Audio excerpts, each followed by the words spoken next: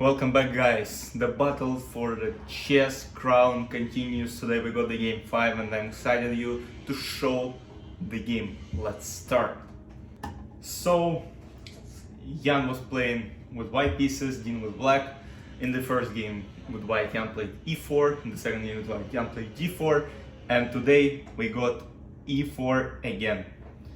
e5, knight f3, knight c6, bishop b5, a6, bishop a4, knight f6, castle, bishop e7, d3, b5. It is something that we saw in the first game of the match. Bishop b3, d6, c3, castle, h3, bishop b7. So here black have a lot of plans. One of them is to go knight b8, knight d7, c5. Other plans to go knight a5, bishop c2, c5. Maybe push d5 at some point. So Jan plays a4, common typical move for Ruy Lopez. Knight a5.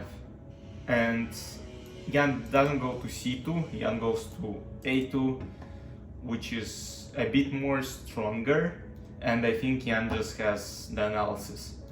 c5, bishop g5, h6, bishop f6, bishop f6, takes.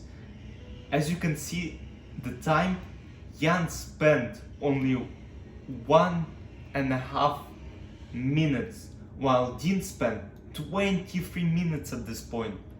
So you can see that Jan has his home preparation and he's better prepared for the game. Knight bd2, knight c6, bishop d5, takes, and the position is already kind of dry. And will we see a quick draw? I didn't record all of this for those draws. I want some battle. So queen d7, rook e1, rook a8, queen b1. I mean, the position is absolutely drawish. You just play, I don't know, maybe knight d8, trade the bishop. Dean plays bishop d8, knight f1, knight e7, bishop b7, takes. Look, Jan has two knights, Dean has knight, bishop, and on this level, I think it's an easy draw for both sides, like for white and black.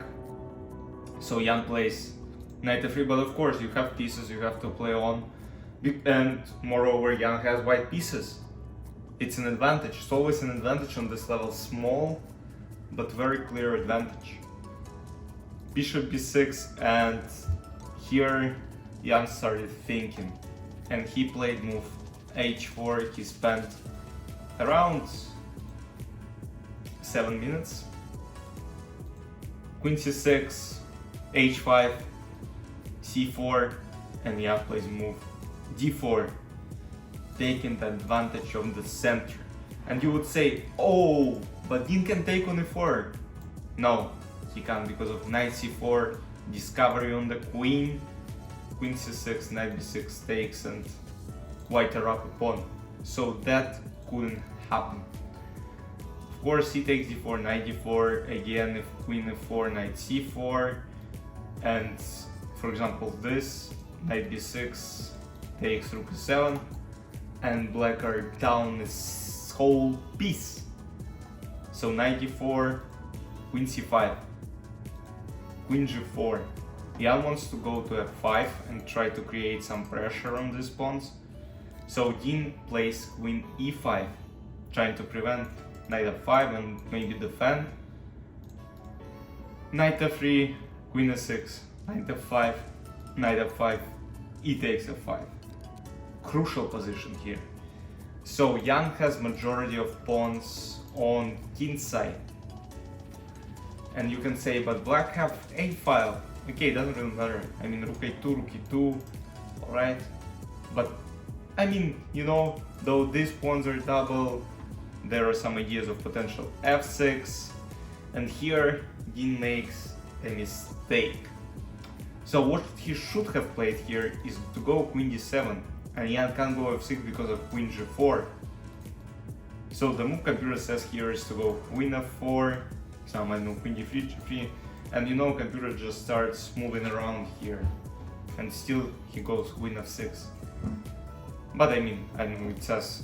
So After e takes f5, queen f6, which is a mistake because queen e4 is played and Jan has e file and also some ideas of sneaking in here, go to d5, take the t5 square under control.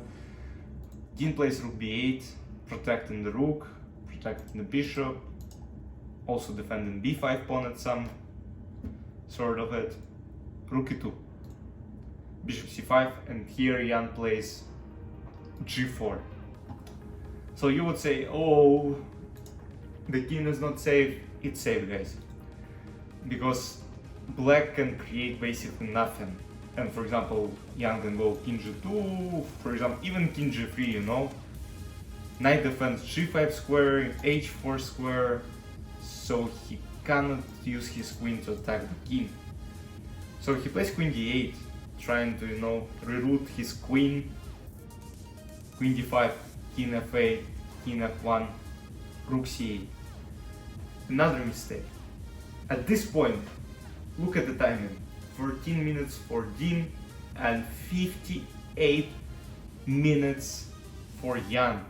They have to make 5 more moves before control. If Dean doesn't make his 5 moves, he will lose on time. There is no increment. So, rook e4. Look at these pieces. They're beautiful. This is on the last rank. These pawns can go forward at some point. Rook b8. Jan plays g5, which is considered to be a mistake, but I can't call it like that. H takes g5 is another mistake, and the position is plus 8, but only one move makes it that huge. Rook g4. So, and what happens if f6? Then knight h4. And what if takes this? h6. And h7 threatens, takes threatens, everything threatens. g5 takes, en passant. But of course it didn't happen in the game, and Dean plays rook a8, trying to give some checks. Knight g5, rook a1, king e2, queen e7, knight e4, queen e8, king f3. Look at this king, he's going to attack. No, I'm just joking, you know. It's just very safe here, and even in case of some checks, we're still good. f6 is played. So g takes f6, knight f6, and this pawn is strong enough to go forward. g6, h takes g6, f takes g6, rook g6, rook a2, trying to create some counterplay. Jan goes king g4, rook b2, and Jan goes crucial rook h6.